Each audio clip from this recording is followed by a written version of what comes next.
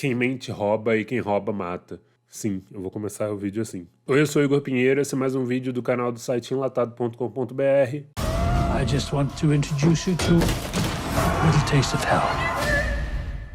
Teve uma frase há pouco tempo que ficou circulando muito, da Raquel, no remake de Vale Tudo. Sim, eu vou começar o vídeo assim. Que ela falava, quem mente rouba e quem rouba mata. Parece muito o tipo de discurso que tem nesse filme. E hoje eu vou falar de Confinado, o filme que tá chegando essa semana nos cinemas nacionais, com o Bill Skarsgård e o Anthony Hopkins, dirigido pelo David Yarovesky, que fez o Brightburn, lembra? Que era tipo um super-homem do mal, que a gente acompanhava desde a infância. E o filme conta a história de um cara que, na tentativa de roubar um carro que ele encontra de porta aberta, um carro luxuoso, de uma empresa Dolos, assim, que é claramente uma referência à Tesla, talvez. E percebe que, na verdade, ele tá preso numa armadilha, ele não consegue mais sair do carro, e o dono do carro tá manipulando tudo que tá acontecendo com ele ali. Então ninguém do lado de fora consegue ouvir quando ele grita, ele não consegue andar com o carro, e o sequestrador dele tem controle absoluto sobre o que acontece ali. Então ele consegue dirigir o carro, ele aumenta e diminui a temperatura, consegue dar choque nele quando o protagonista não obedece o que ele tá pedindo pra fazer, e por aí vai. Se você achou familiar essa história, é porque é uma adaptação de um filme que já rolou em vários países do mundo.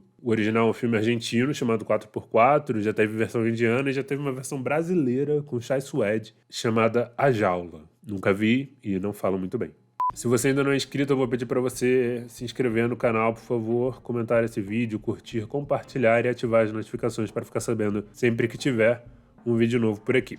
Uma coisa boa do filme é que o filme não demora muito para começar. Em 10 minutos ou menos, até ele já apresenta o protagonista, cria uma certa afeição, ele ajuda um cachorro que está dentro de um carro, ele tem uma preocupação com a filha, apesar de não ser um pai presente. Tem essa coisa de querer fazer o público se apegar ao cara antes dele cometer um crime, né? Pra gente pensar que ele não é tão mal assim, etc. É um tipo de artifício meio padrão de roteiro que funciona bem. E a dinâmica dentro do carro é muito legal. O carro como armadilha, como dentro do carro é filmado. Essa parte eu compro muito do filme. Gosto da parte mais violenta que envolve o próprio personagem se machucando dentro do carro. Tem uma cena que ele quebra a unha que é muito boa. Então toda essa parte física dessa armadilha é muito legal, funciona bem pra mim. E aí quando o sequestrador vai entrando em contato com ele através de uma ligação no carro mesmo, o que eu acho interessante é que a gente sabe que o sequestrador tem mais informações, mas o filme vai mostrando ele jogando com o protagonista que tá preso.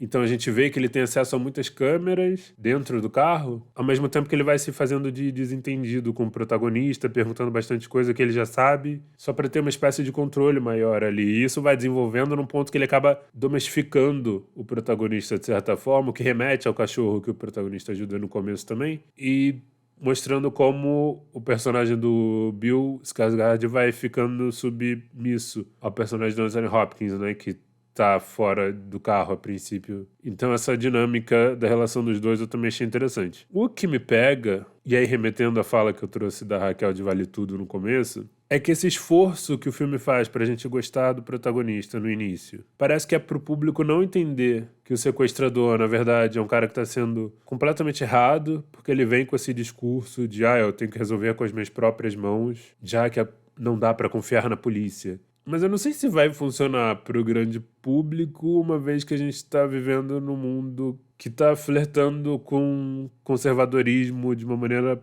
polarizada tão frequentemente, tão intensamente. O que me faz pensar que, na verdade, esse é um grande filme reaça. O Bill Skarsgård e o Anthony Hopkins começam a discutir muito sobre meritocracia e privilégios, só que eu acho que é uma discussão que não mexe na opinião de ninguém, porque é tudo muito raso, que parece ter saído de uma discussão do Twitter de 2015. Então fala de cancelamento, de armas, de meritocracia, né, como eu já falei. É muito esquisito, me lembrou um filme recente com o Nicolas Cage, o Ligação Sombria, que também tem uma vibe meio reacionária, assim. E aí o que me faz pensar um pouco se não é um reflexo dessa onda de conservadorismo que cresceu novamente nos últimos anos, que agora a gente está começando a ver os filmes que estão sendo produzidos durante esse período. E é muito preocupante. O filme é repleto de tomadas de pessoas andando na rua, pessoas em situação de rua, a cidade muito suja, muito cinza, muita chuva. O personagem do Anthony Hopkins chega a falar que o mundo está perdido, que não tem mais salvação. Então o filme fala muito dessas ideias conservadoras, não necessariamente condenando. É quase que um diálogo mesmo entre essas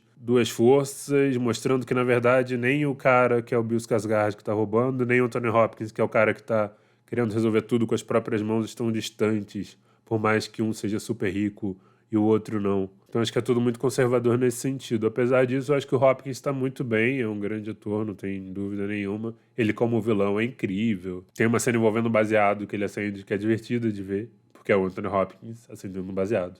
E aí o que me faz ter mais noção ainda desse conservadorismo proposital que o filme tem é o final, porque, sem dar spoiler aqui, o roteiro do filme também vai por um caminho padrão de roteiro, que é de relacionar o que o personagem principal está vivendo com o tema do filme. Então toda essa luta dele para sair do carro tem muito a ver com a relação dele com a filha, ele querer se reaproximar da filha e precisar de dinheiro para conseguir coisas que vão ajudar ele a se aproximar da filha novamente. A esperança está na filha, né? Então, no final, acaba tendo uma outra lição sobre paternidade. E ele acaba aprendendo também sobre a paternidade com esse sequestrador, que não é uma pessoa tão distante dele. Então, é uma coisa... Somos todos iguais em algum lugar, que reforça ainda mais essa esquisitice do discurso do filme. Então acho que esse final reforça um pouco do que eu falei, de criar uma empatia com o protagonista que não necessariamente o público vai comprar, porque no final ele, inclusive, aprende com essa punição que ele sofreu do personagem do Anthony Hopkins. Esquisito, esquisito. Se você for assistir ou já assistiu, deixa aí nos comentários o que você acha. E é isso, até a próxima. Hello, Eddie. You're in my car.